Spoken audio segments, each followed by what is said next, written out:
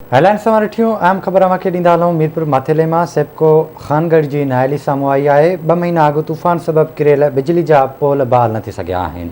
चिनासी नवां खे अहम ख़बर ॾियूं पिया। पोल किरियल हुअण सबबि खानगढ़ जा 100 खां वधीक ॻोठ बिजलीअ खां महरूम थी विया आहिनि। ॻोठाणा तकलीफ़ुनि खे मुंहुं ॾियण ते मजबूर आहिनि। अहम ख़बर आहे मीरपुर माथेले मां अवां सां शेयर कयूं पिया। सेप्को खानगढ़ जी नाअहली सबबि 2 महीना अॻु तूफ़ान सबबि किरियल बिजली जा पोल बहाल न थी सघिया आहिनि। पोल किरियल हुअण सबबि खानगढ़ जा 100 खां वधीक ॻोठ बिजलीअ खां महरूम थी विया आहिनि, जंहिं सबबि ॻोठाणा तकलीफ़ुनि खे मुंहुं ॾियण ते मजबूर आहिनि। ब्रेकिंग न्यूज़ आहे मीरपुर माथेले मां सेप्को खानगढ़ जी नाअहली 2 महीना अॻु तूफ़ान सबबि किरियल बिजली जा पोल बहाल न थी सघिया।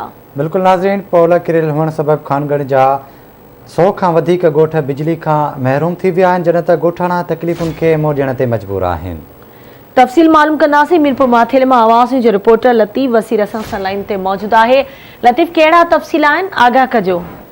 जी गज़ाला, बिल्कुल खानगढ़ जेके सब डिवीज़न है उते सेप्को जी नाअहली सबब गुज़रियल 2 महीना अॻु में तूफ़ान आयो, उन सबब बिजली जा थंभा ऐं तारूं किरी पयूं, जंहिं सबब तक़रीबन 100 खां मथे ॻोठ ॿुधाया पिया वञनि जेके उते बिजली खां महरूम आहिनि। उहा बिजली बहाल न थी सघी। ॻोठ ख़ुदाबख़्श आलमाणी आहे, पीरबख़्श गबोल आहे, मुराद गबोल आहे, बानो खुश्क, गुलाम हुसैन मिंगरा, अल्लाह रखियो मलिक, नूरमन जलबाणी, कुर्बान मलाणो समेत ही जेके खानगढ़ सब डिवीज़न खां जरवार ते तक़रीबन 100 खां मथे ॻोठ आहिनि।